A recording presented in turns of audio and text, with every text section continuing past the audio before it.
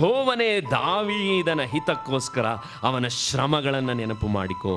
ಯಾಕೋಬ್ಯರ ಶೂರನಾದ ಯೆಹೋವನಿಗಾಗಿ ಒಂದು ವಾಸಸ್ಥಾನವನ್ನು ಏರ್ಪಡಿಸುವ ತನಕ ನಾನು ನನ್ನ ಮನೆಯೊಳಗೆ ಪ್ರವೇಶಿಸುವುದಿಲ್ಲ, ಮಂಚವನ್ನು ಹತ್ತುವುದಿಲ್ಲ, ಕಣ್ಣುಗಳನ್ನು ಮುಚ್ಚುವುದಿಲ್ಲ, ರೆಪ್ಪೆಗಳನ್ನು ಕೂಡಿಸುವುದಿಲ್ಲ ಎಂದು ಅವನು ಯಾಕೋಬ್ಯರ ಶೂರನಾದ ಯೆಹೋವನಿಗೆ ಪ್ರಮಾಣದಿಂದ ಹರಕೆ ಮಾಡಿಕೊಂಡನಲ್ಲ. ಚಾರ್ಲ್ಸ್ ಸ್ಪರ್ಜನ್ ಹೇಳ್ತಾನೆ, ಈ 1-5 ವಾಕ್ಯಗಳನ್ನು ನೀವೇನಾದರೂ ನಿಜವಾಗಿ ತಗೊಂಡಿದ್ರೆ, ಅವ್ರು ಹೇಳೋದು ಅಕ್ಷರಶಃ ಸ್ವೀಕರಿಸಿದ್ರೆ ದೇವರ ಆಲಯ ಬಾಡಿಗೆ ಮನೆಗಳಲ್ಲಿ ಇರ್ತಿರ್ಲಿಲ್ಲ, ದೇವರ ಆಲಯ ಶೆಡ್ಗಳಲ್ಲಿ ಇರ್ತಿರ್ಲಿಲ್ಲ, ದೇವರ ಆಲಯ ಟೆಂಟ್ಗಳಲ್ಲಿ ಇರ್ತಿರ್ಲಿಲ್ಲ.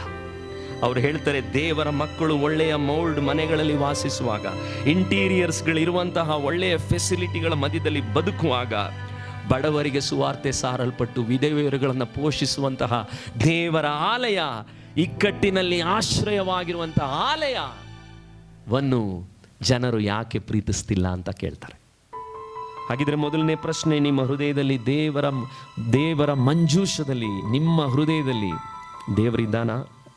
ಎರಡನೇದಾಗಿ, ನಿಮ್ಮ ಹಣ, ಸಂಪಾದನೆ, ದಶಮ ಭಾಗಗಳು ಮಾತ್ರ ಅಲ್ಲ, ಶ್ರೇಷ್ಠ ಭಾಗಗಳನ್ನು ದೇವರಿಗೆ, ದೇವರ ಆಲಯಕ್ಕೆ ಕೊಡಬೇಕು ಅನ್ನೋ ಅರಿವು ನಮಗಿದೆಯಾ?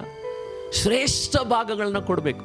ಹೊಸ ಒಡಂಬಡಿಕೆಯಲ್ಲಿ ದಶಮ ಭಾಗಕ್ಕೆ ಮುಗಿಸ್ಲಿಲ್ಲ, ಎಲ್ಲ ಬೆಸ್ಟ್ ಅನ್ನ ದೇವರಿಗೆ ಕೊಡಬೇಕು. ಸುಜಿತ್ ಕೊಡಬೇಕು, ಶ್ರೇಷ್ಠವಾದದನ್ನ ದೇವರಿಗೆ ಕೊಡಬೇಕು. ಅದು ಬರೀ 1 ಭಾಗ ಮಾತ್ರ ಕೊಟ್ಬಿಟ್ಟು ನಂದು ಅದಕ್ಕೂ ಸಂಬಂಧನೇ ಇಲ್ಲ ಅನ್ನುವಂಥ ಬದುಕುವ ರೀತಿಯಲ್ಲಿ ನಾವು ಬದುಕಿದ್ರೆ ನಿಜವಾಗ್ಲೂ ನಮ್ಮ ಮನೆತನಗಳು ಉಳಿಯಲ್ಲ.